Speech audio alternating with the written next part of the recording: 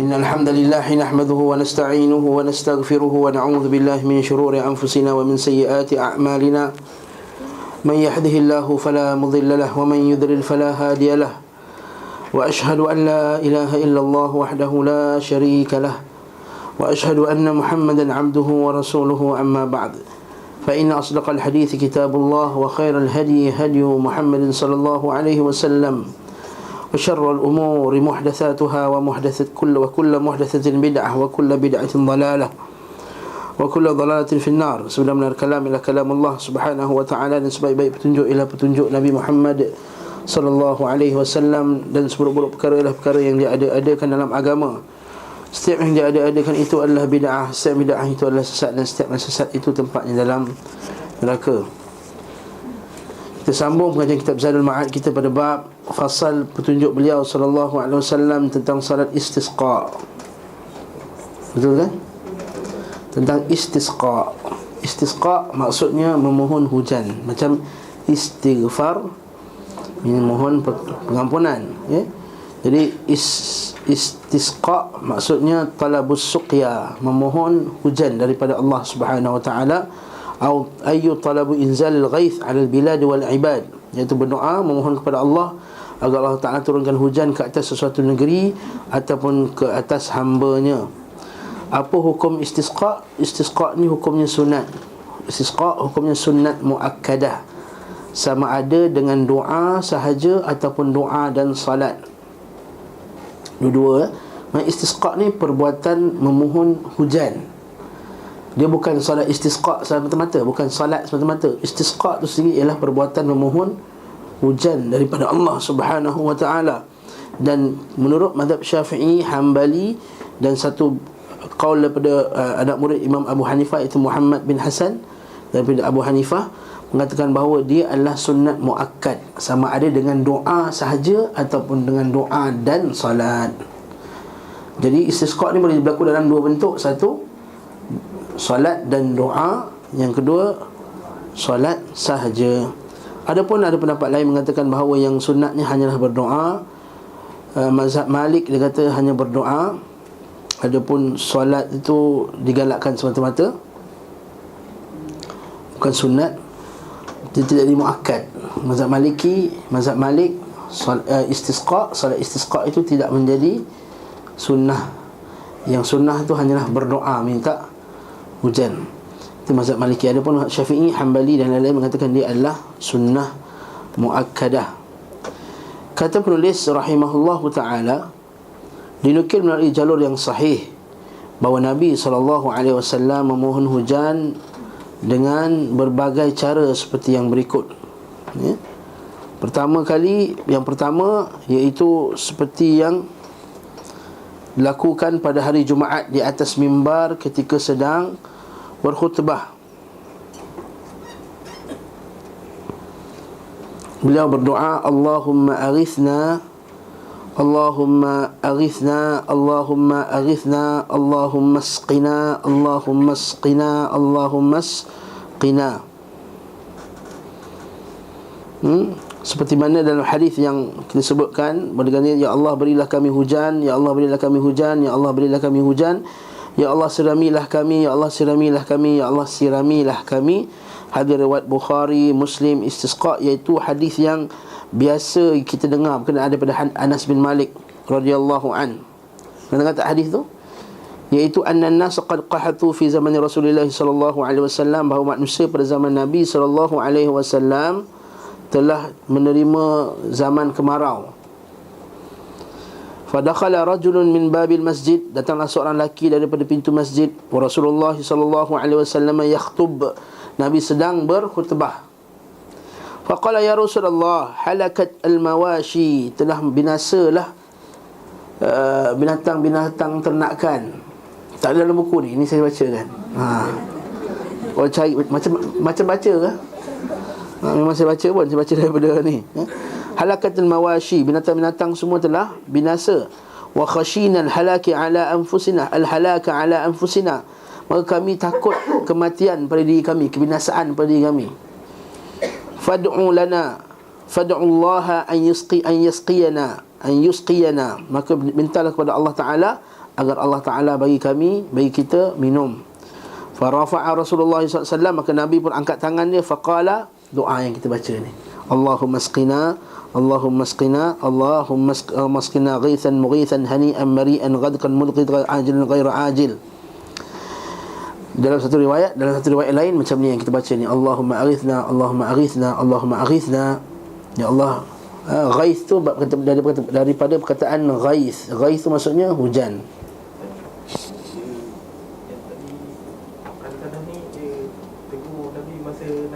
Masa Nabi sedang berkhutbah, dalil bahawa makmum boleh cakap dengan khatib ketika sedang berkhutbah. Bukan sunnah bercakap dengan khatib. Nanti lepas ni semua nak bercakap. Boleh bila ada hajat. Cakap sama sendiri memang tak boleh. Kan kita bincang sebelum ni hari Jumaat, tak boleh bercakap, siapa bercakap faqad laghat, maka dia telah lagha. Yang dibolehkan, yang dibenarkan, yang diberi keringanan untuk makmum bercakap dengan imam ketika ada hajat. Boleh, hukum dia rukhsah, diberi keringanan, bukannya sunnah. Kalau sunnah, nanti setiap orang nak bercakap dengan imam ketika khutbah. Siapa tak nak buat sunnah kan? Jadi boleh je maksudnya. Contohnya macam katakanlah masjid tu ada orang tak masuk ke dalam masjid betul-betul, jadi belakang luar tu banyak lagi orang berdiri. Jadi kita kata, imam minta jemaah masuk ke dalam rapat-rapat. Boleh tak? Boleh. Cuma kita tak biasa buat. Kalau buat sekali mesti orang pandang je lah. Boleh. Dan ni bukan sekali, banyak kali. Dan pedas sekali Nabi tegur orang pun pernah, dan orang tu jawab balik. Dan sebelum ni kes solat tahiyatul masjid, dia kata dah solat ke belum? Belum. Dia jawab belum. Dan dia kata kan, dia cakap belum. Dia tak ada. Nanti lara nanti kan. Tak, dia jawab belum. Maksudnya boleh dialog antara jemaah dan khatib, dibenarkan. Ni kesnya dia kata, ya Rasulullah, doakan kami supaya Allah Ta'ala menurunkan hujan. Itu cara yang pertama, Nabi angkat tangan dan Nabi berdoa. Kat sinilah kita kata yang sabit Nabi SAW angkat tangan ketika khutbah hanya ketika istisqa. Nabi angkat tangan berdoa dalam khutbah hanya ketika istisqa. Sebab tu para ulama mengecualikan mengangkat tangan dalam khutbah yang di mana ada istisqa. Adapun khutbah-khutbah yang lain tidak boleh kita mengangkat tangan. Apatah lagi sabit daripada hadis Imam Muslim bahawa para sahabat bila melihat khalifah ketika itu, gubernur ketika itu mengangkat tangan, dia kata qabbahallahu tilkal yadain, semoga Allah Ta'ala menghinakan kedua tangan tersebut. Sesungguhnya Nabi SAW, sesungguhnya Nabi tak lebih daripada hanya mengangkat satu jari ketika berkhutbah. Jadi doa ketika khutbah hanya mengangkat satu jari, tidak diangkat tangan, dua-dua tangan.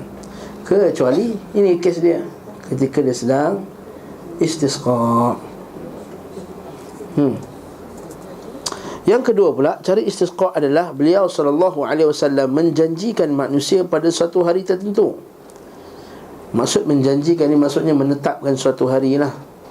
Maksud katakanlah kita dah 3 bulan tak hujan kat KL ni, maksud kita kata, marilah kita tetapkan satu hari Sabtu ke kita keluar, ataupun bila-bila kita keluar dan kita untuk solat istisqa. Keluar menuju musalla. Musalla maksudnya, dah bincang sebelum ni, musalla maksudnya tanah lapang. Maksudnya solat istisqa afdal buat di tanah lapang. Namun tidaklah makruh kalau kita buat kat masjid. Kalau masjid tu di tempat orang berkumpul, orang senang tahu tempat apa semua, tak ada masalah. Tapi afdal di musalla. Lalu sallallahu alaihi wasallam keluar ketika matahari terbit dalam keadaan tawaduk, sederhana, khusyuk, membiarkan rambut terurai dan penuh ketundukan. Maksudnya menunjukkan al-khudu', menunjukkan kehinaan di sisi Allah Subhanahu wa ta'ala. Sebab kita ma'ruf bahawa hujan ni terhalang sebabkan dosa-dosa kita. Kita kena ma'ruf hujan, kita kena faham bahawa hujan dan semua rezeki Allah Subhanahu wa ta'ala terhalang kerana dosa-dosa kita. Waktu Nabi SAW bila dia keluar dalam keadaan penuh rasa tawaduk dan rasa berdosa sangat di hadapan Allah Subhanahu wa ta'ala. Ini berdasarkan dalam surah jin yang kita biasa dengar tu kan, faqultu astaghfiru rabbakum, kan surah jin. Surah apa tu? Innahu kana ghaffara yursilis samaa 'alaikum midrara. Surah Nuh. Surah Nuh alaihi salam, surah Nuh tu Allah Ta'ala katakan Nabi Nuh berkata kepada kaumnya, faqultu astaghfiru rabbakum innahu kana ghaffara. Aku telah katakan kepada mereka, ya Allah, istaghfiru rabbakum, minta ampunlah kepada Tuhan kamu di atas dosa-dosa kamu. Innahu kana ghaffara, sesungguhnya dia itu maha pengampun. Yursilis samaa 'alaikum midrara. Itu poinnya. Dan Allah Ta'ala akan menurunkan daripada langit itu hujan yang melimpah-limpah. Wa yumdidkum bi amwalin wa banin, dan dia akan menambahkan kamu anak dan keturunan dan harta. Wa yaj'al lakum jannatin wa yaj'al lakum anhara, dan dia akan jadikan kamu taman-taman dan ladang, dan akan mengalirkan kamu sungai-sungai. Kata ayat itu kata apa? Faqultu astaghfiru rabbakum, istighfarlah kepada Tuhan kamu, nescaya Allah Ta'ala akan turunkan hujan. Disokong pula oleh satu lagi ayat yang Allah Ta'ala sebutkan, walau anna ahlul qura amanu wattaqau lafatahna alaihim barakatin minas samai wal ard walakin kadzabu fa akhadnahum bima kanu yaksibun. Allah Ta'ala kata walau anna ahlul qura, kalaulah penduduk suatu kampung, satu negeri itu, amanu wattaqau, beriman dan bertakwa, lafatahna alaihim barakatin minas samai wal ard, nescaya Allah Ta'ala akan bukakan barakah daripada langit dan bumi. Barakah daripada langit maksudnya hujan. Maksudnya kalau hujan tu terhalang, maksudnya patah balik. Walau anna ahlul qura, kalau orang kampung tadi amanu wattaqau, maka kalau dia tidak beriman, tidak bertakwa, maka hujan tak turun pada dia. Kalau ustaz, kalau padang pasir memanglah tak hujan, orang kata. Habis tu penduduk padang pasir banyak dosa. Dia nak cuba loya buruk dengan kita. Dia cuba nak berdalilkan dengan sains dengan kepada kita. Dia kata kalau memang tempat itu padang pasir yang hujan ni setahun sekali, maka itu memang hukum alam kauniyah ni macam tu. Tapi rahimakumullah, ada tempat yang hujan tiap-tiap hari tapi 3 bulan tak hujan. Sains mana nak huraikan? Hukum sains mana nak huraikan bahawa bila dah 3 bulan tak hujan, hukum apa? Barakallahu fikum. Kita cerita pasal negeri yang ada hujan, kemudian Allah Ta'ala tahan hujan kepada dia. Itu maksud ayat tadi.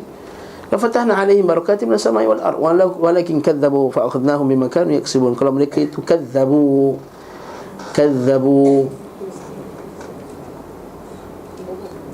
kalau mereka mendustakan, la akhadnahum, kami akan seksa mereka atas apa yang mereka telah lakukan. Dan banyak lagi ayat seperti dalam surah Al-An'am, surah Al-A'raf, surah Al-Ma'idah.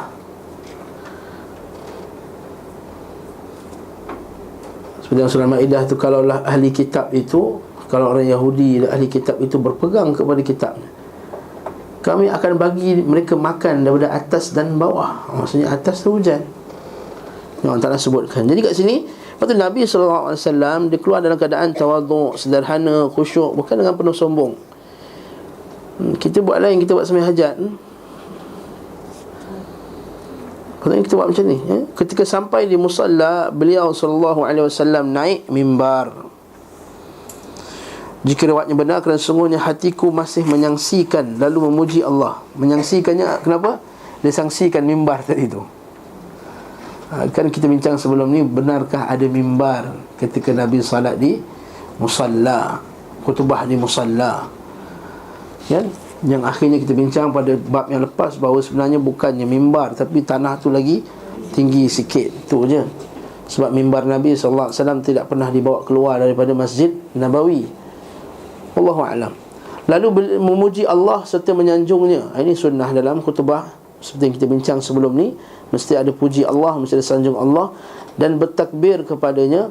Dan antara isi khutbah dan doa beliau SAW saat ini adalah Alhamdulillahi Rabbil Alamin Ar-Rahmanir Rahim Maliki Yawmiddin La ilaha illallah Yaf'alu ma yurid Allahumma anta Allah La ilaha illa ant Taf'alu ma turid Allahumma la ilaha illa anta Antal ghani wa nahnu al-fuqara Anzil alayna al-ghaytha Waj'al ma anzaltahu alayna Quwwatan lana Wa balagan ila hin.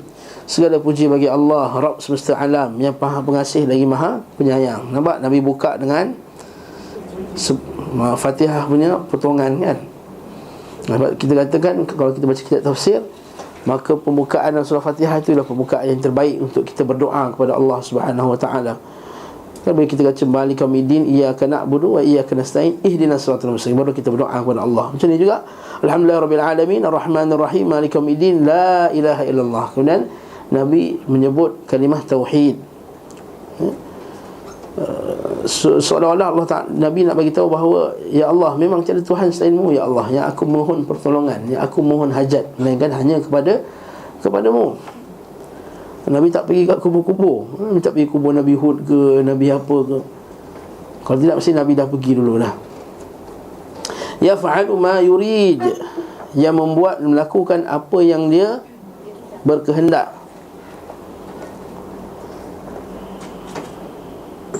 Allahumma anta Allah, ya Allah, engkau lah Allah. La ilaha, engkau lah Allah. Kat sini kata apa? Engkau lah Allah. La ilaha illa ant, tiada yang layak disembah, diibadahi melainkan engkau. Taf'alu ma turid, engkau lakukan apa yang engkau mahu. Allahumma la ilaha illa ant, ya Allah, tiada Tuhan melainkan kamu ya Allah. Antal ghaniyyu, la ilaha illa anta kan doa Nabi Yunus AS kan. Betul, dia banyak kali dia sebut benda ni. Antal ghaniyyu wa nahnu al-fuqara. Ini berdasarkan satu potongan daripada ayat Quran. Nabi kata, Allah Subhanahu wa taala berfirman, antumul fuqara, nahnu aghniya wa antumul fuqara. Kami ini kaya dan kamu semua ni miskin, kata Allah Ta'ala. Macam mana kaya seorang itu pun ni miskin? Sebab dia terpaksa berhajat kepada orang lain. Orang kaya macam mana pun, bila nak beli baju, dia kena pergi kedai beli. Kalau orang tu tak nak jual, dia boleh beli tak? Takkan dapat beli punya. Sebab itulah bila time perang, orang kaya tak faedah dari duit dia. Duit yang banyak tu dia nak guna apa? Dia lari, akhirnya dia lagi keluar negara. Macam setengah orang lah. Sebab duit dia dah tak boleh pakai. Ketika itu kekayaan tu tak jadi apa. Sebab tu kita kata kekayaan makhluk ini bersifat nisbi. Bersifat nisbi maksudnya apa? Dia bersifat relatif. Dia hanya kaya pada ketika Allah Ta'ala bagi dia kaya kat situ, ketika tu. Kekayaan dia tak boleh nak digunakan pada waktu yang Allah Ta'ala tak benarkan dia gunakan. Itu maksud menunjukkan bahawa Allah Ta'ala kata kita ni faqir, fuqara. Sebab kita sentiasa berhajat kepada orang. Hatta yang kita sebut tadi lah, kita nak beli makan, kita ada duit banyak ni, berberatus ribu, tapi bila nak beli makan, orang tak nak jual kat kita, kita bukan boleh beli. Kata-kata duit tak ada faedah. Dan seterusnya, dan seterusnya. Sebab kita kata nahnu fuqara, antal ghaniyyu wa nahnu fuqara, anzil alaina al-ghaytha, turunkan ke atas kami ya Allah al-ghayth, hujan. Waj'al ma anzaltahu alaina, tapi nampak bukan sekadar minta turun hujan turun, tapi jadikan apa yang Allah Ta'ala turun tu apa? Quwwatan lana, kekuatan bagi kami untuk apa? Untuk beribadah kepadamu ya Allah, bukan tambah kekufuran. Wa balaghan ila hin, dan menyampaikan kami hingga waktu tertentu. Maksudnya sampaikanlah kepada waktu yang Allah Ta'ala tetapkan kita untuk hidup. Kemudian beliau sallallahu alaihi wasallam mengangkat kedua tangannya, menampakkan ketundukan, kepasrahan dan berdoa. Beliau sallallahu alaihi wasallam mengangkat kedua tangannya setinggi-tingginya hingga tampak putih ketiaknya. Kemudian beliau memutar belakangnya kepada manusia seraya menghadap kiblat. Tadi kan baca khutbah tadi kan. Kemudian bila angkat tangan tu dia pusing menghadap kiblat. Saat itulah beliau memutar selendangnya sementara beliau menghadap kiblat. Beliau SAW menjadikan bahagian kanan ke bahagian kiri dan bahagian kiri ke bahagian kanan. Apa benda ni? Dia punya selendang dia tukar sebelah sini. Yang kanan tu dia tukar kiri, kiri tu dia tukar kanan.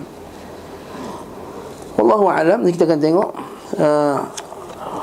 Sebahagian para ulama' dia kata sebabnya apa? Supaya macam satu bentuk pengharapan kepada Allah Ta'ala, agar Allah Ta'ala tukarkan keadaan dia daripada keadaan yang susah kepada keadaan yang lebih baik. Bahagian luar di selendang letakkan pada bahagian dalamnya, dan bahagian dalamnya letakkan di bahagian luar. Adapun selendang itu adalah kain hitam. Beliau SAW memanjatkan doa sambil menghadap kiblat. Demikian juga manusia. Kemudian beliau SAW turun dan salat mengimami mereka 2 rakaat, sama seperti solat Aid, tanpa ada azan maupun iqamah ataupun seruan apa-apa pun. Nampak? Beliau SAW mengeraskan bacaan pada kedua rakaat itu. Pada rakaat pertama, beliau SAW membaca surah Al-Fatihah dan Sabbihis wa rabbikal a'la. Dan pada rakaat kedua, hal ataka hadithul ghashiyah. Mudah, bukan suruh baca Al-Baqarah pun. Macam Sabbihis dengan hal ataka hadithul ghashiyah. Okey. Yang ketiga, beliau sallallahu alaihi wasallam, ni cara kedua ni, faham tak ni? Cara kedua tadi, Nabi naik khutbah, lepas khutbah Nabi pusing, berdoa, lepas berdoa Nabi pusingkan selendang dan apa semua, turun, solat, lepas habis solat, habis lah. Okey. Yang ketiga, beliau sallallahu alaihi wasallam memohon hujan di atas mimbar Madinah, bukan pada hari Jumaat. Tidak dinukil dari beliau sallallahu alaihi wasallam adanya solat pada kesempatan ini. Maka Nabi tak salatlah ketika Nabi sedang berkhutbah di atas mimbar, bukan pada hari Jumaat. Sunan Ibn Majah. Keempat, beliau SAW memohon hujan dalam keadaan duduk di masjid. Beliau mengangkat kedua tangannya dan berdoa kepada Allah Azza wa Jal. Di antara isi doa beliau SAW saat itu, Allahumma skina ghaithan mughithan mari'an tabaqan ajilan ghaira ra'ith nafi'an ghaira dhar. Ya Allah, siramilah kami hujan yang memuaskan, menyuburkan, secukupnya, segera tanpa tunda, bermanfaat dan tidak membawa mudarat. Dan dalam hadis sebut, lepas doa ni terus hujan turun dengan mengalir selaju-lajunya. Okey. Sebab ada orang Yahudi kata kalau dia ni lah Nabi, mesti dia punya doa makbul. Macam Nabi Musa bila minta terus dapat. Orang Yahudi kata. Lalu dia pergi minta kat Nabi, terus minta, belum sempat Nabi turun tangan lagi dah hujan. Okey. Kelima, beliau sallallahu alaihi wasallam mohon hujan di Ahjaruz Zait, dekat dengan Az-Zawra, letaknya di bahagian luar pintu masjid, yang saat itu disebut pintu As-Salam. Sekitar satu lemparan batu berada di bahagian kanan seorang yang keluar masjid. Saya pun tak boleh bayang macam mana. Abu Salam sekarang ni Abu Salam. InsyaAllah mungkin kot. Beliau SAW mohon hujan di bahagian peperangan ketika kaum musyrikin lebih dahulu menguasai sumber air dan kaum muslimin menderita kehausan, lalu mengadu kepada Rasulullah SAW. Sebagian kaum musyrikin berkata, sekiranya seorang Nabi saya akan mohon hujan untuk kaumnya, sebagaimana Musa pernah mohon hujan untuk kaumnya. Perkataan itu sampai kepada Nabi SAW, maka beliau pun bersabda, apakah mereka benar berkata demikian? Mudah-mudahan Rabb kalian menurunkan hujan kepada kalian. Kemudian beliau SAW mentangkan tangannya dan berdoa. Tidaklah beliau mengembalikan kedua tangan dari doa hingga mereka dinaungi awan. Maksudnya belum sempat turun tangan lagi dah hujan. Ini sama macam kes dalam masjid tadi juga. Tidaklah beliau mengembalikan kedua tangannya dari berdoa hingga mereka dinaungi awan, dan hujan pun turun, air menggenangi lembah dan manusia minum hingga puas. Dalil bahawa sebab ketika itu berhajat kepada air para sahabat, dan Nabi SAW berhajat kepada air. Ini kita sebut banyak kali kan sebelum ni. Kata ya, Nabi SAW ada mukjizat air keluar daripada tangan. Tapi bukanlah mukjizat tu Nabi yang kuasai. Mukjizat tu bukan di tangan Nabi. Mukjizat bukan di tangan Nabi. Sebab itulah bila tak ada air, Nabi doa ke Allah Ta'ala. Nabi tak kata kau ambil je baldi, aku letak tangan aku. Apa susah aja. Kau minta je bawa satu baldi, aku letak tangan dalam baldi, nanti air keluar, kau tadah. Tak payah cari telaga-telaga ni, tak payah. Jadi kita kata Nabi SAW berdoa kepada Allah agar Allah Ta'ala turunkan hujan. Di antara doa beliau sallallahu alaihi wasallam ketika mohon hujan, Allahumma asqi ibadaka wa bahaimak wanshur rahmatak wahyi baladakal mayyit Ya Allah, siramilah hamba-hambamu dan binatang-binatangmu, sebarlah rahmatmu dan hidupkanlah negerimu yang mati. Dalam hadis, walaupun hadis itu tidak dipasti kesahihannya, ini disebut dalam kitab Jami' Ulum wal Hikam, Nabi sebut, kalau bukan kerana Allah Ta'ala kesian kat binatang-binatang ni, nescaya Allah Ta'ala dah lama tahan hujan kepada makhluk, kepada manusia, serta dosa-dosa yang dia lakukan. Nescaya Allah Ta'ala lama kita kesian kat binatang, kat semut, kat kucing, kat anjing, kesian, dekat semua serangga-serangga ni. Ketika Allah Ta'ala dah tahan dah hujan kerana dosa yang kita lakukan setiap hari, siang dan malam. Kalau dosa tu dilakukan oleh orang kafir tu makruf, ini orang Islam mengaji sunnah buat dosa juga, macam mana yang Allah Ta'ala tak turunkan azab? Betul kalau kita tengok masalah, kalau Allah Ta'ala jadikan negara kita ni tak aman, kita tengok diri kita dulu. Kerana kita ni zalim kepada Allah Subhanahu wa Ta'ala. Sebab kita ni selalu melanggar perintah Allah. Betul Allah Ta'ala sebut dalam Quran, dalam surah Al-An'am, Allah Ta'ala kata, wa kadzalika nuwalli ba'dadh zalimina ba'dan bima kanu yaksibun. Dan begitulah Allah Ta'ala menjadikan orang zalim itu menguasai ke atas orang zalim yang lain atas apa yang dia telah lakukan. Maksudnya apa? Kita ni dapat orang zalim yang jadi pemimpin kita. Bukan Malaysia lah ni, umum lah ni, umum. Siapa kata Malaysia, umum. Bukan saya kata pemimpin Malaysia ni zalim, saya kata umum, ya. Zalim ni umum. Ada zalim buat jahat ke orang, ada zalim pada diri sendiri, ada zalim kepada Allah. Ulama telah bagikan zalim ni ada banyak. Satu, zalim kepada Allah, iaitu dengan buat syirik. Yang kedua, zalim pada diri sendiri dengan buat maksiat. Yang ketiga, zalim kepada makhluk yang lain, iaitu dengan buat kesalahan, dengan kerosakan di muka bumi. Lalu kita kata wa kadzalika, dan begitulah Allah Ta'ala kata, nuwalli ba'dadh zalimin, kami jadikan ke atas orang zalim, sebagian orang zalim itu, ba'dan, kami jadikan dia pemimpin ke atas pemimpin orang zalim yang lain, bima kanu yaksibun, di atas apa yang mereka telah lakukan. Jadi kalau kita ni dapat orang yang tak elok jadi pemimpin, dan pemimpin ni umum, bukan pemimpin negara aja. Suami pemimpin, ketua pejabat pemimpin, yang jadi ketua kampung pun pemimpin, masjid pun, imam masjid pemimpin. Kenapa dapat imam masjid hampir? Tak mahu sebut lah. Ini umum. Imam masjid hampir ada kerja dia buat. Dia tahu semayang, masuk pejabat, semayang masuk pejabat je. Dia tak perlu orang kampung dia tak pandai baca Quran, tak perlu orang kampung dia tahu sunnah ke tak tahu sunnah, dan tak perlu orang kampung dia banyak budak-budak isap ganja ke, tak perlu. Yang dia tahu KPI dia dapat, gaji dia dapat hujung bulan. Itu imam hampir kata. Hampir ni bahasa apa? Hampir bahasa KL. Negeri Sembilan pun bukan, Perak pun bukan, hampir. Hampir tahu hampir? Hampir bahasa golongan kami.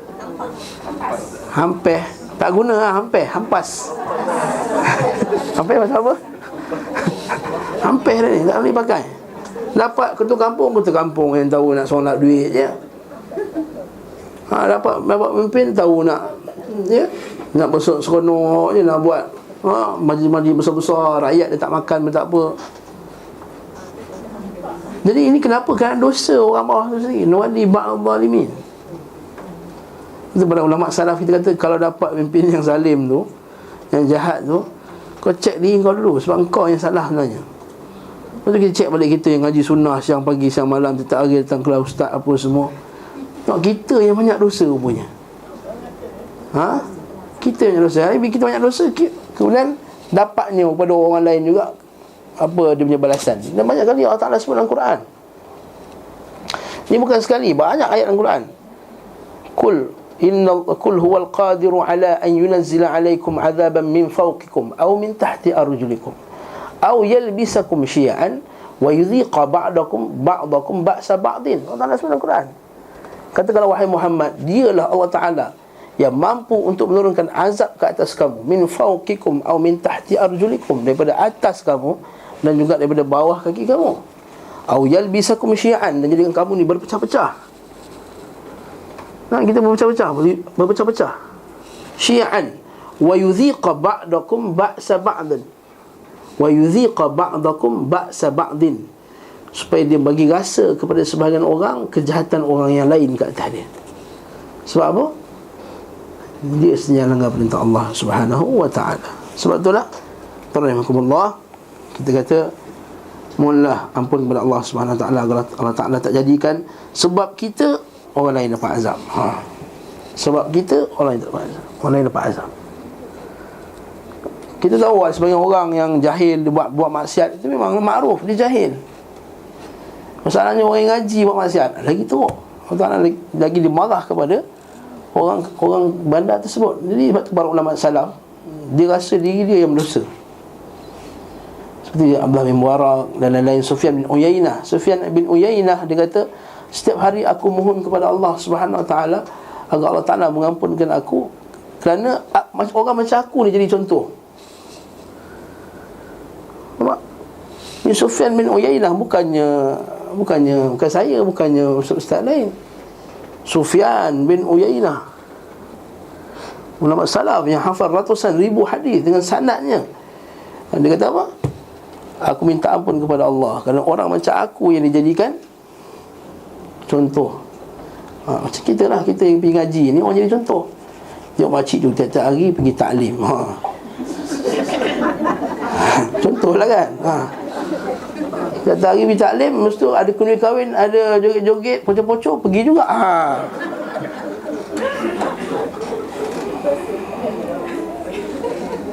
Orang jadi dalil nanti. Tengok makcik tu tiap hari pergi taklim pun pocok-pocok selamba je. Itu cerita lain lah.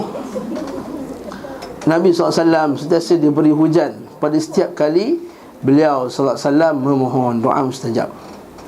Satu ketika Nabi SAW mohon hujan, lalu Abu Lubabah berdiri dan berkata, wahai Rasulullah, sungguh kurma berada di mirbat. Maka Rasulullah berdoa, ya Allah, berikanlah kami hujan hingga Abu Lubabah telanjang dan menutup mulut mirbat miliknya dan kain sarungnya. Setelah itu hujan turun dan orang berkumpul kepada Abu Lubabah. Mereka berkata, hujan tidak akan berhenti hingga engkau berdiri telanjang dan menutupi mulut mirbat milikmu dan kain sarungmu seperti dikatakan Rasulullah yang melakukan dan langit jadi cerah. La haula wala quwwata illa billah. La haula. Ketika hujan telah banyak, mereka mohon agar diberhentikan. Nabi SAW memenuhi permintaan mereka. Beliau berdoa, Allahumma hawalaina wala alaina, Allahumma ala al-akam wal-dharab atau wal-dhirab wa butunil awdiyah wa manabitis syajar. Ya Allah, di sekitar kami dan janganlah atas kami, ya Allah. Maksudnya hujan lah. Ya Allah, di atas tempat-tempat ketinggian, maksudnya atas lemah-lemah, gunung-gunung, anak-anak bukit, lubuk-lubuk lembah. Maksudnya dia punya butun, audiyah tu. Butun ni maksudnya bawah-bawah tu lah. Dia punya apa? Dah kalau turun tu dekat kaki-kaki bukit tu lah. Kaki-kaki bukit. Kaki-kaki bukit lah, butun al-audiyah wa madabitis syajar, dan tempat tumbuhnya pepohonan. Ini doa kalau kita nak baca, kalau kita nak minta Allah Ta'ala alihkan hujan. Tak payah pakai bomoh alih hujan. Baca doa ni insya-Allah. Nak buat kenduri Ahad ni, kenduri kahwin, pakai kemah, tak buat kat hotel. Pakai kemah takut hujan kang melecak nanti kemah nanti. Tak payahlah buat baling baju pengantin atas bumbung. Ada buat upacara baling berah. Ada tempat kat Johor, minta maaf lah orang Johor, saya sebut lah. Ada tempat saya pergi kahwin, balik kampung pada salah seorang pada sepupu saya. Balik tu dia buat apa, baling berah atas bumbung, apa semua tu, ada pacak tiang lah, tu ada gantung baju. Tak apa benda kau buat ni. Rupanya nak buat upacara tak nak hujan hari Ahad tu. Hari Jumaat tu dia buat petang supaya tak nak hujan Ahad. Tak hujan. Itu hebatnya tu.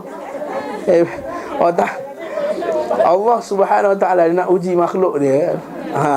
Tak hujan. Lalu orang kata nak bagus bomoh tu, bagus. Dia panggil apa tu, dia punya pawang apa dia panggil tu.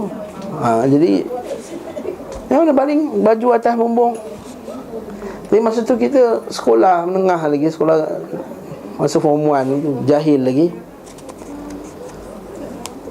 tak tahu apa dalil. Kita pun ya je lah, tengok je lah. Apabila melihat hujan, beliau SAW mengucapkan Allahumma sayyiban nafi'an. Ini sunnah, Allahumma sayyiban nafi'an. Beliau SAW biasa menyingkap pakaiannya hingga tertimpa langsung atas hujan. Ini antara boleh digalakkan juga. Itu Nabi kalau hujan, Nabi buka supaya baju hujan tu kena. Mana mandi hujan ni juga ialah dibenarkan, sunnah.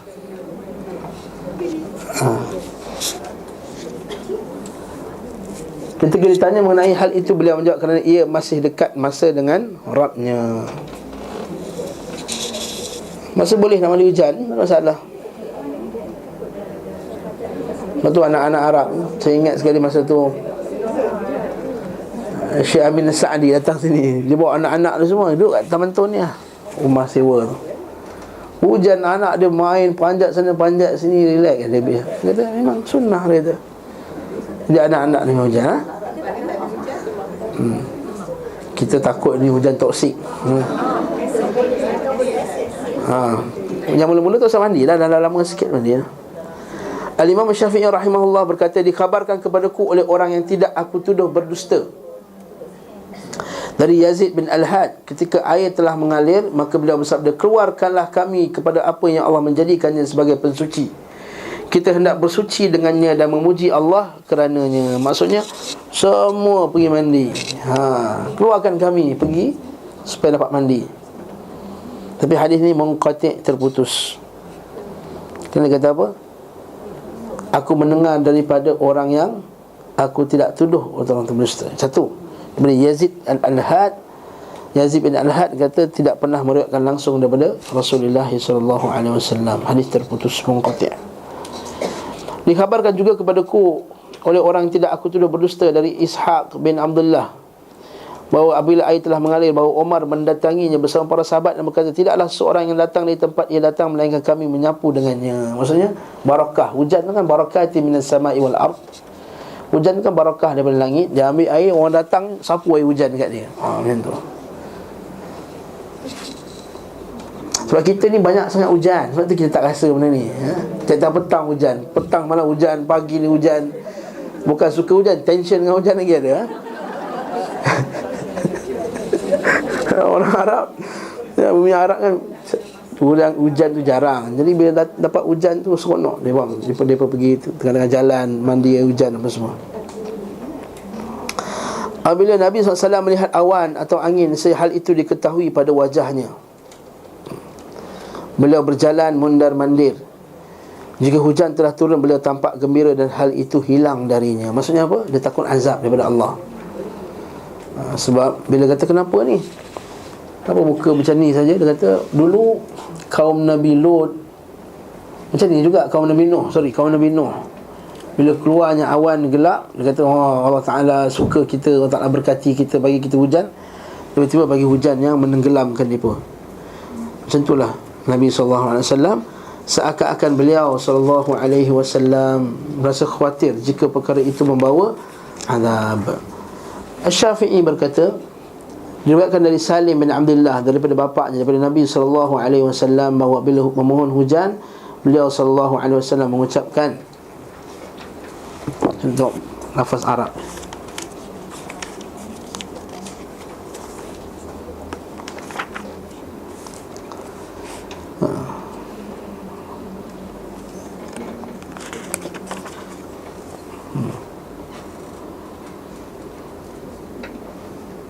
Jadi Allahumma asqina, Allahumma asqina ghaithan mughithan hani'an mari'an ghadaqan mujallilan amman tabaqan sahan da'iman. Allahumma asqina al-ghaith wa la taj'alna min al-qanitin. Allahumma inna bil ibadi wal biladi wal bahaim wal khalqu min al-la'wa wal juhl wal dank ma la nashkuhu illa ilayk. Allahumma anbit lana az-zar' وأدر لنا الضرع واسقنا من بركات السماء وأنبت لنا من بركات الأرض. اللهم ارفع عنا الجهد والجوع والعري wakshif 'anna minal bala'i ma la yakshifuhu ghayruk. Allahumma inna nastaghfiruk innaka kunta ghaffara fa arsilis samaa'a 'alaina midrara. Ya Allah, berilah kami hujan yang memuaskan, menyenangkan, menyedapkan, banyak, merata, menyeluruh, menutupi, lebat dan terus menerus. Komplit. Ya Allah, siramilah kami dengan hujan. Janganlah engkau jadikan kami orang yang berputus asa. Qanitin wala taj'alna minal qanitin. Sebab putus asa ni termasuk wala yaqnut min rahmatillah. Kata Nabi, kata Allah Ta'ala, janganlah kamu putus asa daripada rahmat Allah. Sungguh Allah putus asa daripada rahmat Allah, ia termasuk orang yang khasirin. Orang kafir saja hanya putus asa daripada rahmat Allah. Waktu Syekhul Islam Muhammad bin Abdul Wahhab ada bab dalam kitab Tauhid, tajuk dia jangan putus asa daripada rahmat Allah, tapi pada masa sama jangan rasa aman dengan azab Allah. Allahumma inna bil ibadi wal biladi wal bahaim wal khalq minal la'wa. Ya Allah, sungguhnya hamba-hamba, negeri-negeri, binatang-binatang dan ciptaan menderita kesusahan, kesulitan dan kesempitan yang kami tidak mengadukannya selain kepadamu, ya Allah. Nampak Nabi doakan untuk semua binatang-binatang pun Nabi doakan. Ini kita maksudkan dengan Nabi itu rahmatan lil alamin, rahmat ke atas sekalian alam, rahmat kepada binatang-binatang, juga kepada orang kafir. Orang kafir yang duk langgar perintah Allah, dia tak buat pun istisqa. Kita buat istisqa, mereka juga dapat minum.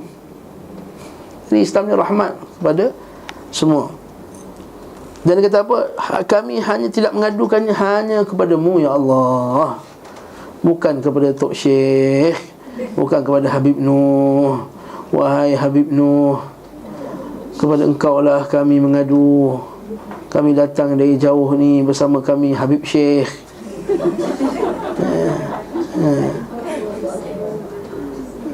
Apa nanti?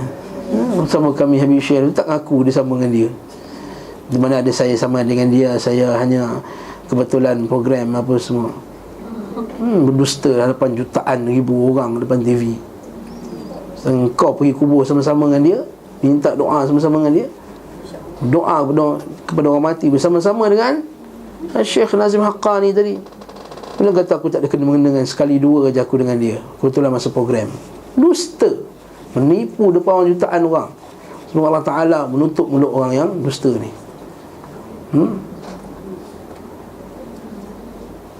Ustaz dia pula orang defend, tak ada, dia jangan tuduh dia dengan kaitkan dengan dia, hanyalah kebetulan datang sekali program selawat apa semua. Dan aku bersama, pergi sama kubur sama-sama, rapat dengan dia dan menyebarkan kesyirikan dan lain-lain. Siapa faham, tak faham sudah.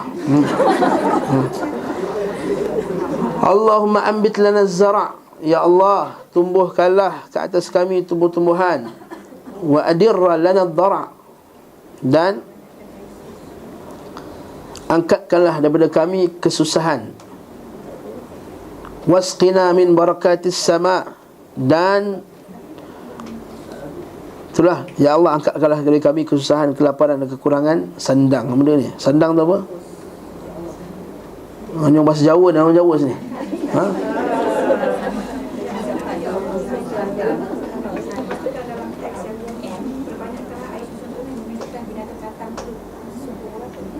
Iyalah kot. Wasqina dan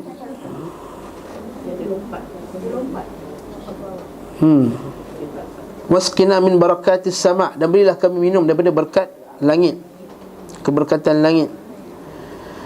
Wakshif anna minal bala'. Dan angkatkanlah kami daripada kami bala'. Ma la yakshifuhu ghairu. Yang tidak ada yang dapat mengalihkan atau menghilangkan balak tadi melainkan engkau, ya Allah. Ini maksud daripada ayat Allah Ta'ala kata, wa in yamsaskallahu bidurrin fala kashifa lahu illahu. Sekiranya Allah Ta'ala nak kenakan engkau dengan satu mudarat, fala kashifa lahu. La kashif, tak ada siapa yang boleh menyelakkan kemudaratan tadi. Kashif maksudnya orang yang selak, orang yang mengangkat. Wala kashifa lahu illahu. Wa in yamsaska bi khairin, wa in yamsaska Allahu bi khairin fala radda li fadlih. Dan kalau Allah Ta'ala nak kenakan kamu dengan satu kebaikan tadi, siapa yang boleh tolak kebaikan tadi? Itu maksud la yakshifuhu ghairuk, tiada yang membuka. Asal terjemahan bahasa Melayu tak best, tak sama macam bahasa Arabnya.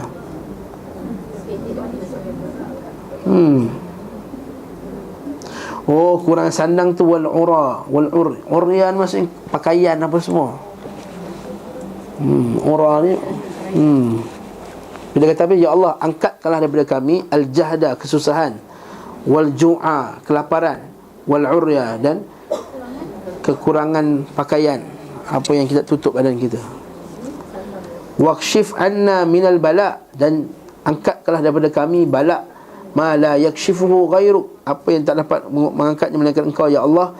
Allahumma inna nastaghfiruk, ya Allah, kepada engkau lah kami meminta istighfar. Innaka kunta ghaffara, sesungguhnya engkau ini adalah pengampun. Fa arsilis samaa alaina midrara, maka turunkanlah ke atas kami hujan yang bukan beransur-ansur, maksudnya yang berterus-terusan, bukan beransur-ansur. Katalah Ustaz Azhari kata terjemahan dia terkabur sikit. Midrar maksudnya sentiasa dia turun, maksudnya midrar. Okey. Doa yang bagus nanti kalau tak hujan baca doa ni. Tapi kita sekarang baca Allahumma hawalaina wala alaina tu. Hujan lebat pagi tadi, lebat semalam, lebat. Qala Syafi'i rahimahullahu ta'ala, berkata Imam Syafi'i rahimahullahu ta'ala, wa uhibbu an yad'u al-imam bihadha, aku suka kalau imam berdoa dengan doa itu. Qala wa balaghani anna Nabi sallallahu alaihi wasallam kana idza da'a fil istisqa rafa'a yadayhi, wa balaghana anna Nabi sallallahu alaihi wasallam kana yatamattar fi awal matrah hatta yusibu jasadah. Sampai berita kepadaku bahawa apabila berdoa memohon hujan, maka beliau sallallahu alaihi wasallam mengangkat kedua tangannya. Sampai juga berita kepada kami bahawa Nabi sallallahu alaihi wasallam sengaja membiarkan dirinya terkena hujan saat pertama turun. Kita saat pertama kita gelak tak asid tadi, hingga hujan tersebut membasahi tubuhnya. Betul ke asid? Confirm asid kalau confirm asid, tunggu lama sikit baru kena badan.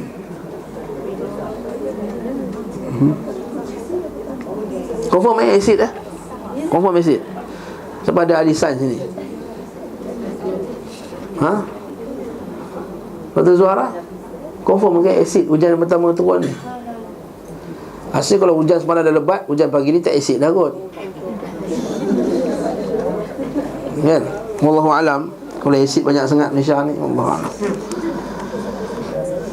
Beliau SAW berkata, sampai berita kepadaku bahawa sebahagian sahabat Nabi SAW apabila di pagi hari dan manusia diberi hujan, mereka pun berkata, kita diberi hujan kerana rasi bintang Al-Fat. Dari situ Arab dulu. Qad mutiran nas wa qad mutir bin naui. Naui ni bintang tertentu, iaitu bintang ni kan, dia kalau ada bentuk ni, bentuk apa tu lah, Big Dipper lah, bentuk apa ni lah, apa tu, tahu tak? Cross lah, tahu kan? Tahu tak? Bintang ni bila orang tengok kadang-kadang sama macam ni, jadi macam senduk. Bila nampak senduk ni tandanya nak sekian-sekian. Ini dia panggil ilmu istisqa bin nau, yang Nabi SAW larang. Sebenarnya Nabi SAW larang daripada orang yang menisbahkan hujan kepada bintang tertentu, seperti yang kita baca dalam kitab Tauhid tu lah. Kalau siapa yang pernah baca kitab Tauhid, dah lalu dah hadis ni, tapi yang belum pernah baca, saya sebutkan lah. Itu berkenaan dengan hadis Nabi SAW ketika Nabi solat subuh. Lepas solat subuh tu Nabi pusing, dan Nabi kata, malam tadi ada yang menteri hujan, dan lepas masa hujan tu ada yang sebahagian telah menjadi kafir, sebahagian telah jadi mukmin. Sebab hujan ada kafir jadi mukmin. Barang siapa yang telah mengatakan bahawa hujan itu datang daripada Allah, maka dia telah beriman kepada Allah dan telah kufur dengan bintang, telah kafir dengan bintang. Maksudnya kata bukan bintang yang turunkan hujan. Barang siapa mengatakan hujan disebabkan bintang sekian dan sekian pada malam tadi, maka dia telah beriman kepada bintang dan telah kafir kepadaku. Hadis Nabi SAW riwayat Muslim. Itu dalil bahawa tak boleh kita menisbahkan hujan kepada bintang. Kemudian beliau membaca apa sahaja Allah Ta'ala anugerahkan, ma yaftahillahu linnas min rahmatin fala mumsika laha. Apa saja yang Allah anugerahkan kepada manusia berupa rahmat, maka tidak ada seorang pun yang dapat menahannya. Memohon pengabulan doa saat hujan turun. Di antara benda yang disunnahkan adalah kita memohon doa ketika hujan turun. Maksudnya bukan minta hujan tu turun, maksudnya ketika hujan tu turun kita berdoa. Al-Imam Syafi'i, berkali Imam Syafi'i dah sebut dalam ni kan. Kita mazhab Syafi'i ya. Imam Syafi'i berkata, orang kata kita Wahabi tak ada mazhab. Apa ni mazhab Syafi'i yang benda? Imam Syafi'i berkata, dikhabarkan kepadaku oleh orang yang tidak aku tuduh berdusta daripada Abdul Aziz bin Umar dari Makhul. Bukan Makhul, Makhul. Saya sebut dia Makhul. Dari Nabi SAW bahawa beliau bersabda, carilah pengabulan doa saat bertemu dua pasukan, ketika salat ditegakkan dan ketika hujan turun. Utlubus istijabah, utlubu al-istijabata ad-du'a, mintalah istijabnya doa inda iltiqa'il juyush, ketika bertemu dua pasukan. Wa iqamati salah, ketika iqamah salat, maksudnya ketika solat nak didirikan. Antara azan dan iqamah tu kan doa makbul. Wa nuzul ghaith, dan ketika hujan turun. Maksudnya bila dua pasukan nak perang ni, kita nak lawan dengan orang kafir ni, nak bertembung ni, masa tu doa makbul. Mungkin juga kita boleh, mungkin lah kita kata, semoga Allah Ta'ala bagi juga, iaitu bila kita nak bertembung dengan musuh-musuh daripada kalangan ahli bid'ah, ataupun di kalangan ahli maksiat ataupun ahli bid'ah. Contohnya kita nak pergi berdebat dengan ahli bid'ah, masa tu dah bila duduk depan ni, kita doa, ya Allah berilah kemenangan kepada ahli sunnah dan seterusnya. Sebab itu maksudnya bertemu dua pasukan. Dua pasukan tu maksudnya pasukan yang baik, pasukan jahat lah, Islam dan musuh. Bukan dua pasukan Real Madrid bertemu Barcelona. Bukan. Maksudnya dua pasukan yang sedang berjihad fisabilillah. Aku telah menghafal dari sejumlah orang tentang memohon pengabulan saat hujan turun dan iqamah salat. Al-Baihaqi berkata, kami meriwayatkan dalam hadis yang mausul, sanad yang bersambung, daripada Sahal bin Sa'ad bin Nabi SAW, ad-du'a la yuraddu inda nida wa inda al-ba'si wa tahta al-matar. Doa tidak ditolak saat azan, ketika perang, dan di bawah hujan.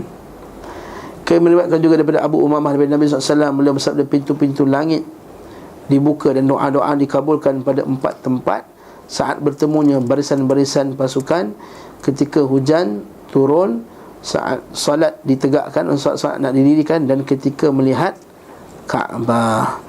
Pada sanadnya ada perawi yang lemah. Atas dah sahih dah. Atas tu kan dah sahih. Atas dah sahih kan, hujan ketika bertemu musuh. Bawalah satu lagi hadis dhaif yang nak sokong. Jadi kalau kita dengar hadis yang bawah tu, kita kata hadis ni dhaif, tapi ada hadis sahih yang sebut berkenaan dengan ni. Itu para ulama kita, itu style dia. Supaya nanti kita kata, oh, hadis ni dhaif, tak boleh pakai. Rupanya dia tak pernah dengar lagi hadis-hadis sahih yang cerita yang lain. Nanti sedap dia nak tolak hadis benda tersebut. Wallahu a'lam bissawab. Seterusnya, laju sikit lah. Istisqa dah sudah. Ada soalan istisqa ni? Boleh. Bahkan sendiri bagus. Kalau orang tak buat jemaah, buat sendiri ya. Kalau orang tak buat jemaah, dan biasanya yang buat istisqa ni ialah imam ulil amri yang dilantik. Kita tak mana-mana sendiri, kita tak buat macam tu. Nampak tak, Nabi SAW yang menjanjikan waktu tersebut untuk menampakkan penyatuan umat. Katakanlah memang tak, masjid tak buat, tadi imam hampir tadi kan, imam tak ngaji, ya macam mana? Hujan atau tak hujan 3 bulan, sembahyang hajat, nak buat Dan tak buat yang sunnah. Jadi kita buat sendiri, baca sendiri, buat sendiri kat rumah tak ada masalah. Boleh tak buat solat istisqa sendiri kat rumah? Wallahu alam, bagi saya boleh lah buat sendiri. Dia macam solat, macam doa qunut nazilah kan. Qunut nazilah kalau nak buat jemaah kena dengan pemimpin. Nak baca juga qunut nazilah, baca sendiri kat rumah. Ini fatwa kat ni Syekh Ibn Uthaymin rahimahullah ta'ala.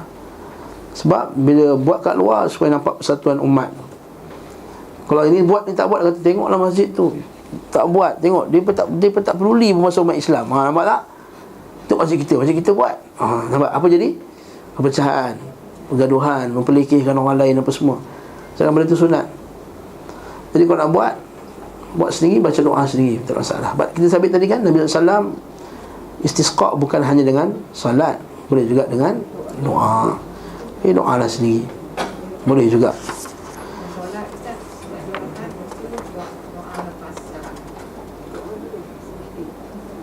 Tak, tapi doa macam ni tadi ketika solat tadi, Nabi khutbah, Nabi doa, lepas tu solat, lepas solat bersurai.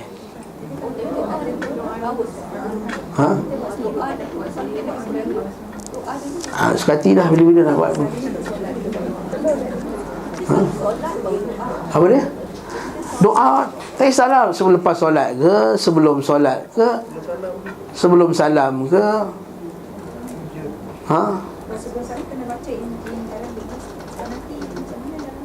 Ya tak apalah, tu sangat panjang kan. Takkan nak letak kertas kat depan pula kan. Macam mana yang senang lah, mana yang mudah, doa. Kita sebelum kuliah tadi sebentar ustaz datang lambat 15 minit, doa. Sebelum kuliah popek baik baca doa. Tadi contohnya lah. Boleh, makbul juga. Tempat pertemuan orang saleh, doa makbul juga. Tempat kita, tempat bertemunya orang saleh, tempat orang mengaji, tempat barakah kan. Malaikat turun apa semua ketika ni. Dan malaikat tengah ambil nama seorang-seorang dalam kelas tu semua. Tengok seorang-seorang tu, dia sambil ambil nama tu, ni sembang semua, ni doa. Jadi dia ambil lah. Wallahu a'lam bishawab. Tak kisahlah bila-bila, sebab dalam hadis ni Nabi SAW dia kata imam baca macam mana Nabi buat tadi yang kita baca mula-mula tadi kan. Nabi baca khutbah, lepas tu Nabi doa. Kan dalam khutbah kan hujung tadi doa kan.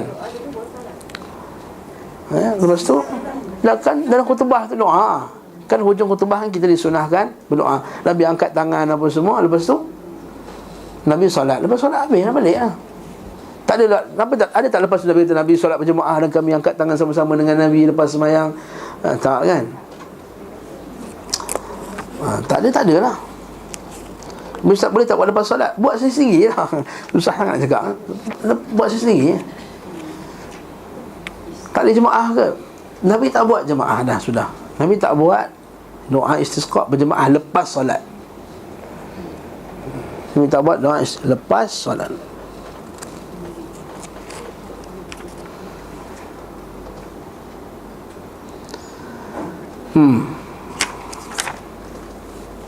Dah selesai.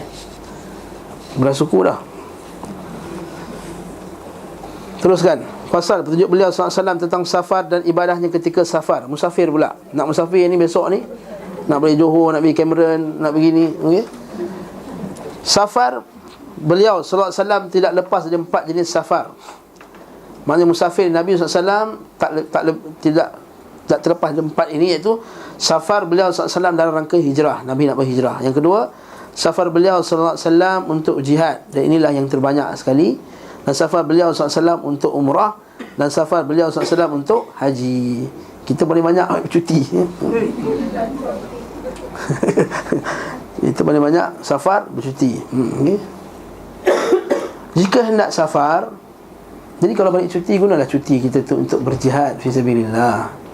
Kita dah ngaji banyak-banyak kat Santak Lim ni, balik kampung, balik Johor, balik Perak, balik Bidor, balik Ipoh, balik tu cerita kat orang kampung sunnah macam mana apa semua. Boleh lamanya balik kampung yang berjihad. Tu kita tak, para ulama kita, dia pergi juga London, pergi England, pergi Amerika, pergi US. Orang tu berjalan, banyak syekh ni tak, dia berjalan. Pada yang sama dia buat dakwah dia. Balik ni beli buku banyak-banyak ni, bagi kat orang kampung seorang satu. Buku ni tak sampai kat orang kampung, kan? Bawa balik satu-satu. Daripada bawa kuih je, bawa banyak di sini. Kuih bawa juga buku, kan? Nak balik kampung ni, nak bagi maklum satu, nak bagi mangah satu. Kuih ni sedap ni, kuih tat ni ha. Kuih tat diraja Sentak Lim, sedap ni ha. Kuih tat nampak buku je nampak, baru selit satu buku. Solat-solat sunnah, zikir-zikir sunnah. Orang kampung kadang-kadang zikir dia, kan kadang-kadang ikut yang tak sunnah punya. Sambil-sambil lah cerita. Jadi jadikan safar kita tu safar yang ibadah, safar yang ada jihad, safar yang ada jihad dalamnya untuk sebarkan sunnah Nabi SAW. Jika hendak safar, beliau SAW mengundi di antara isteri-isterinya. Sebab isteri dia ramai, maka dia tak buat giliran, sebab tak tahu lagi giliran yang akan datang siapa dapat, kan? Okay? Jadi dia buat undi, senang. Siapa saja di antara mereka yang keluar undiannya, maka beliau safar dengan isterinya itu. Dan ketika haji beliau SAW, Nabi safar bersama semua isterinya. Sebab last kan, haji itu haji last sekali. Biasanya jika safar, beliau SAW keluar di awal siang dan menyukai keluar pada hari Khamis. Sebab dalam hadis Nabi SAW, Nabi kata, kalau kamu tahulah apakah yang kamu akan hadapi ketika waktu malam, nescaya kamu tak nak safar pada waktu malam. Dia kata macam tu.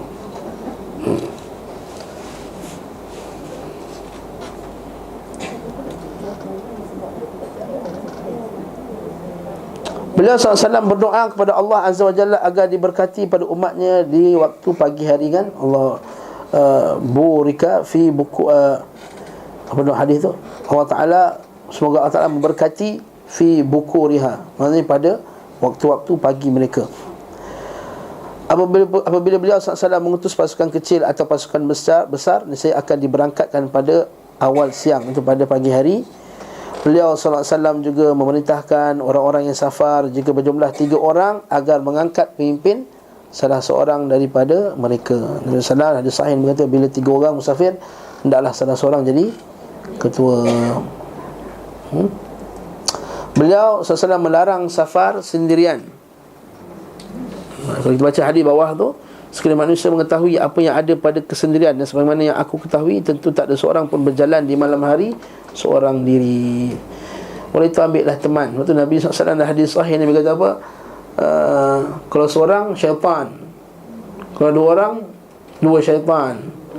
Kalau ketiga, safar. Ini bawa musafir. Kita akan tengok nanti. Dan beliau SAW mengabarkan seorang penunggang adalah syaitan, 2 penunggang adalah syaitan, dan 3 penunggang adalah betul, baru betul. Jadi yang paling afdal 3, 2 tu okey lagi lah. Sebab tu musafir Nabi galakkan, jangan musafir seorang-seorang. 2 pun tak okey, tapi 2 tu at least lebih baik pada seorang lah. 2 syaitan. So apa tak bagus, bila kita seorang kan macam-macam masalah. Nak tukar tayar pun susah. Kalau perempuan confirm tak boleh musafir seorang-seorang. Itu makruf, kan?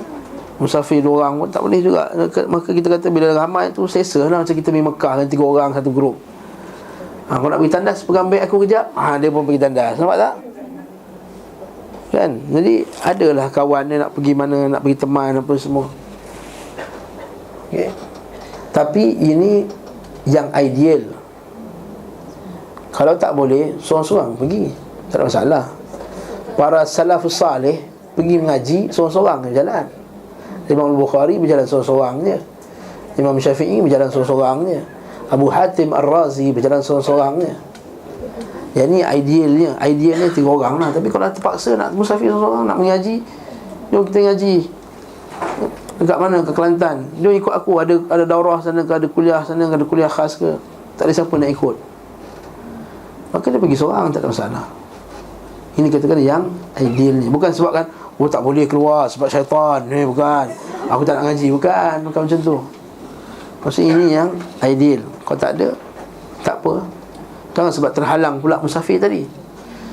Disebutkan apabila hendak safar, maka beliau SAW mengucapkan, Allahumma ilaika tawajjahtu wa bika tasamtu, Allahumma kfini ma ahammani wa ma la ahtammu bih, Allahumma zawwidni at-taqwa waghfir li dhanbi wa wajjihni lil khairi aynama tawajjahtu.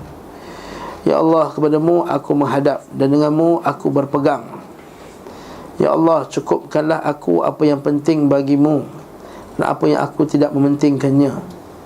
Ya Allah, bekalilah, maksud cukupkanlah aku apa yang penting bagimu.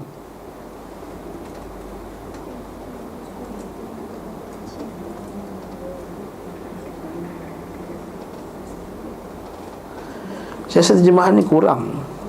Allahumma kfini ma ahamma ni. Aku tu sebenarnya apa yang penting bagiku.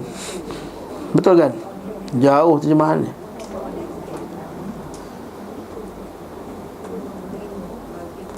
Betul kan? Buku tu terbalik jauh.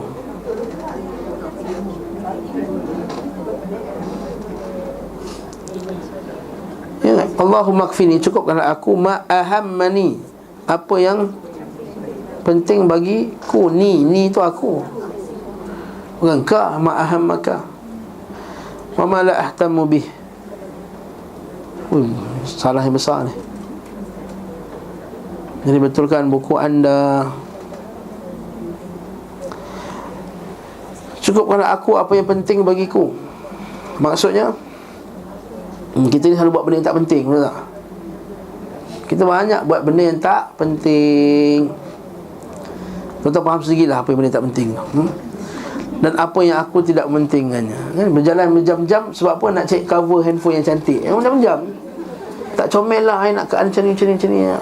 Tak, berjam-jam, 3 jam cek cover handphone. Bersafar, nampak tak? Tak penting lah tu. Ma'ahammani wa ma la ahtammu bihi, dan apa yang aku tidak mementingkannya. Maksudnya benda yang penting tapi aku tak pentingkannya. Cukuplah aku dengan benda tersebut. Allahumma zawwidni, ya Allah bekalkan aku. Zawd, zad, kan zad kan bekalan, zadul ma'ad. Ya Allah, jadi bekalkanlah kami dengan takwa.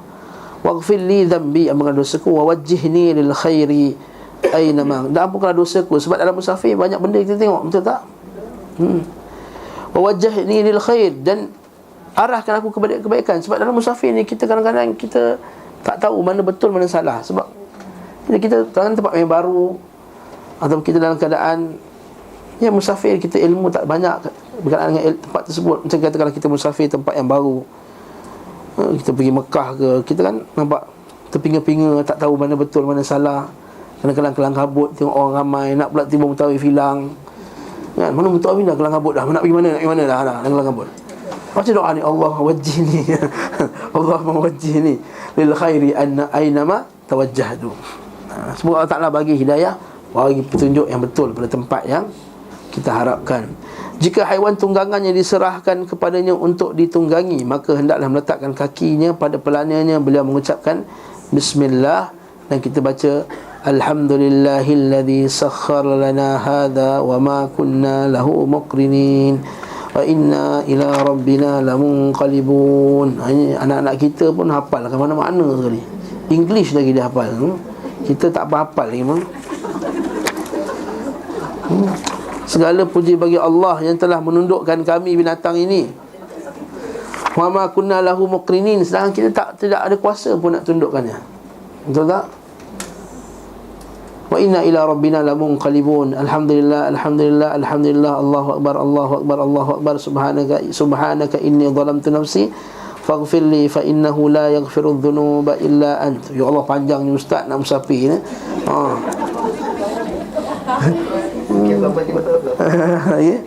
Subhanallah. Allahumma inna nas'aluka fi safarina hadha albirra wat taqwa. Ya Allah, kami mohon dalam safar kami ini albirra, kebaikan dan taqwa. Ya, kita musafir kadang-kadang jalan jauh, tak ada boring nak buat apa, 4 orang dalam kereta. Jadi kita minta albirra wat taqwa. Betul tak? Wa minal amali ma tarda, daripada amal yang engkau redai. Tak pasal radio dengan lagu-lagu. Okey. Allahumma hawwin alaina safarana hadha, ya Allah, dan Engkau mudahkanlah perjalanan kami ini. watwi anna bu'dah, dan lipatkanlah kejauhannya. Maksudnya pendekkan perjalanan. Pergi JB sampai Johor, besok nak pergi Johor ni, tu asyik sebut Johor ni. 4 jam. Jadi kita rasa dah sampai dah. 4 jam tu rasa dah sampai dah. Tapi kalau Allah Ta'ala tak watwi anna bu'dah tu, pergi Seremban dah rasa apa berjam Seremban ni, tak sampai-sampai ni. Tak, Allah Ta'ala tak watwi anna bu'dah tu. Allahumma anta sahibu fis safar, ya Allah, engkau lah teman sebenarnya dalam musafir. Wal khalifatu fil ahl, dan pengganti pada keluarga, itu kita tinggalkan. Kalau ada pengganti pada keluarga tu, maksudnya dialah yang menjadi penjaga keluarga kita. Atau bila kita musafir, kita tak ada keluarga, jadi Allah lah keluarga kita ketika kita musafir. Kita boleh faham dari dua segi kat situ. Satu, Allah Ta'ala tu khalifah pada keluarga kita yang kita tinggalkan. Yang kedua, Allah Ta'ala tu sendiri teman kita. Kita tak ada keluarga kan, bila kita musafir. Waktu Nabi kata apa? As-safar qit'atu minal azab. Safar itu adalah potongan daripada azab. Secebis potongan daripada azab. Betul tak? Qit'ah, potongan daripada azab. Sebab apa? Bila kita rindu anak-anak kita, apa semua. Tapi syaitan ni, itulah kan, syaitan ni dia pandai main perasaan kita. Bila pergi ngaji 3 hari tinggalkan, rasa rindu betul kat anak tu. Cuba kalau pergi cuti seminggu pun tak rasa apa. Kalau pergi ngaji, kata pergi apa daurah seminggu kat Mekah, Allah rindunya kat anak. Cuba kalau naik gunung, dah tak ingatlah anak apa. Syaitan ni pandai. Allah wal khalifatu fil ahl. Allahumma inni a'udzubika min wa'tha'is safar. Ya Allah, aku mintalah jauh daripada, lindung padamu daripada kesusahan, kesukaran safar. Wa ka'abatil manzar. Rasanya terbalik lah.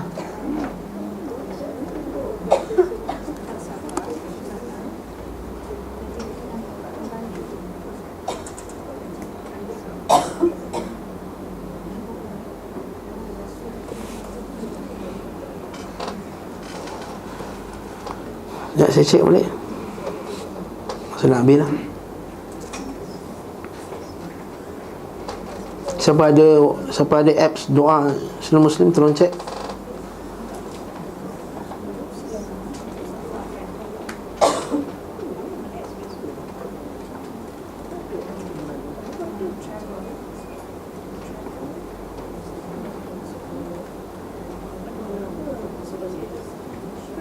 Betul lah, ada juga. Wa ka'abatul munqalib wa su'il manzar. Sebab dalam hadis riwayat Muslim, dia wa ka'abatil manzar, yani dia wa ka'abatil munqalab. Nampak tak? Wa ka'abatil munqalab wa su'il manzar. Tapi dalam hadis, jadi wa ka'abatil munqalab, munqalab dulu. Kalau dalam hadis Ibn Abdul Bar, itu hadis Muwatta' Malik, dalam Muwatta' disebutkan ka'abatil munqalab dulu, baru wasu'il manzar. Faham tak? Dalam hadis riwayat Muslim, wa ka'abatil manzar wasu'il munqalab. Jadi bukan silap lah saya yang tak perhatikan betul. Dua-dua betul.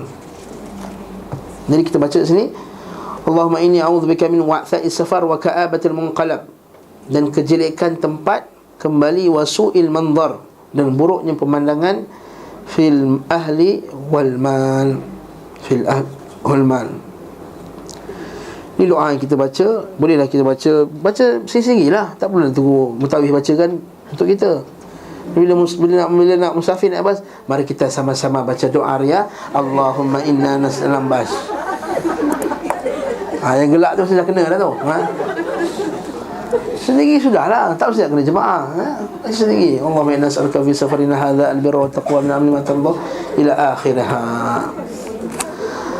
Nanti kita akan tengoklah doa ketika masuk kampung. masuk bandar kan, kita setiap kita berjalan masuk bandar ini, masuk bandar ini, masuk kampung ni, masuk ni, setiap tu ada doa dia. Okey, kita straight kan, tak pernah tengok apa pun. Sebenarnya ada, setiap tu ada doa-doanya. Wallahu ta'ala alam bis-shawab.